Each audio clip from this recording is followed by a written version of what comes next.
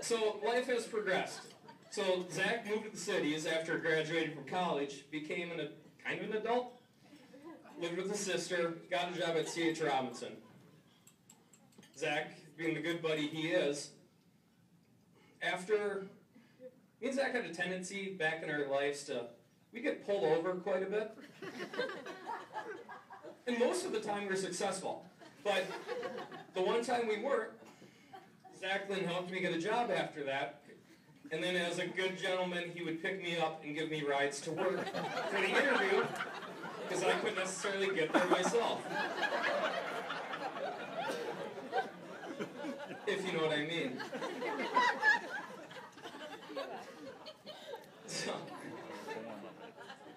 So thus Zach got me a job at work. So we grew up together, we went to college together, we now work together. At one point we sat 10 feet away from each other and work decided that was not a good idea. Yeah, surprise, yeah. So, going back into the work, the first day that we start work, everybody kind of walks around and meets everybody. So, introduce your name, what you do, where you're from, all that. That was the first time I was shot down by Sarah.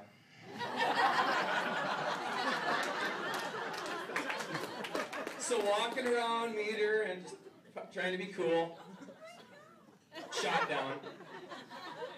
You didn't know it, but I was.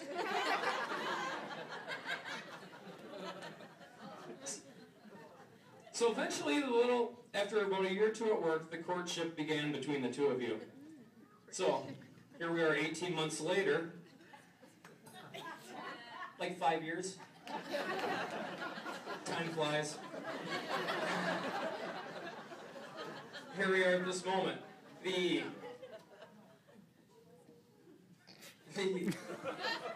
So there wasn't always people around. Jake's been traveling around, Josh has been around.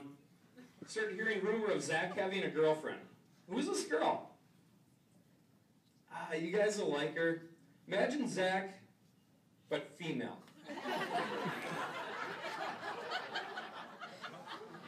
I have never been harassed more times or had my ass slapped than by this girl right here.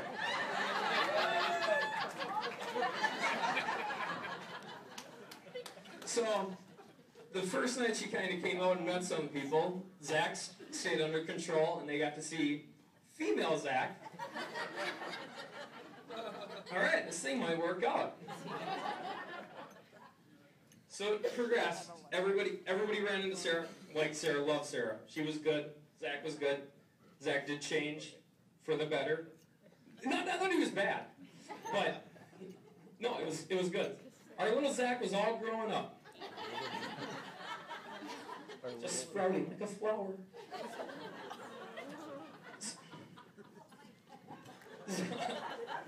So last October, Zach and Dylan were at a baseball game.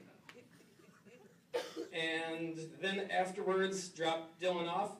Then Zach ran over to the Davis household, terrified. And he had a question to ask them, if it was going to be maybe potentially all right for him to have Sarah's hand. So, Zach decides, Zach has been given the green light, so he headed out to Canterbury Park to maybe like hang out or gamble or something like that, but it was just innocent. So he calls me out there, said, "Hey, what are you doing? You gotta get out to Canterbury or hang out." I'm like, oh geez, he's in trouble. So get out there, we play. We probably hung out like an hour and a half, 2 hours that night. Nothing. Just normal night, us hanging out, having fun. We leave to a downpour outside of Canterbury. As we're running to our cars, Zach does the turn around. "Hey! I gotta wait for Sarah. I'm gonna get married. She's gonna be my wife." I'm soaking wet. He's soaking wet. What? So go over to the household, Zach's house, and get the story, get the lowdown on all that happened. Like, all right, so this is gonna happen. Eventually happened a night at home, right? It was at home. Down in Austin. Down in Austin is where Zach happened, where Zach and Sarah got engaged. That led us all to this point right here. So, I'm proud of him. I'm proud of Sarah. We've laughed together, we've cried together, we've done dumb stuff together, we've done good stuff together. We've had an awesome time. And for everybody at work who thought I might take this hard because Zach's my best friend, we'll survive. So, I'm gonna give 2 toasts tonight. First toast is for Dan. Dan Kemp. Dan's not here. Dan's watching from above. For Katie said Dan would be there with a smile, and from the times of when we were young to the times we were old, Katie would be there at the games. Come on, Zach. Come on, Austin. You can do it. Come on. Dan would be there, sitting beside her, smiling away, watching. Just there was his boy playing, having some fun. So tonight, Katie's up here giving a speech. Dan would also be sitting right there, smiling, nodding his head, going, "There's my boy." So, I want to first toast. I'm going to do that for Dan. So, thank you. Second toast is just from me to you guys. You've been best friends. Sarah, it's like, Zach might have told you, it's like adopting me. I'm the third wheel on this tricycle. I'm around, I'm like a rash, with a better sense of humor. So, you guys are friends, we'll continue to be friends, we'll continue to hang out, eat cheddar dogs, pot roast, throw beanbags, have unrealistic good times.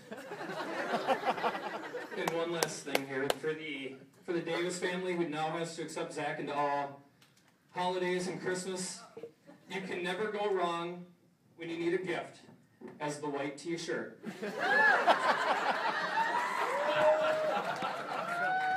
Zach can accessorize a white t-shirt like no other. Jeans, cargo pants, shorts, dress pants, Speedo, slippers, and he's likely wearing it at that time, and you'll see him, and it's a regular fashion statement from him. Might be an Etta Hardy white t-shirt, might be just Hanes or white.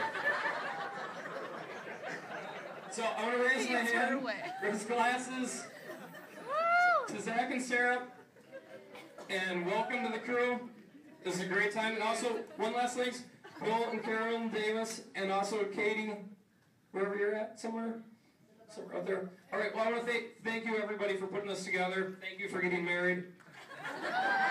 This is a good time, and everybody enjoy your night, be safe, and have some fun, all right?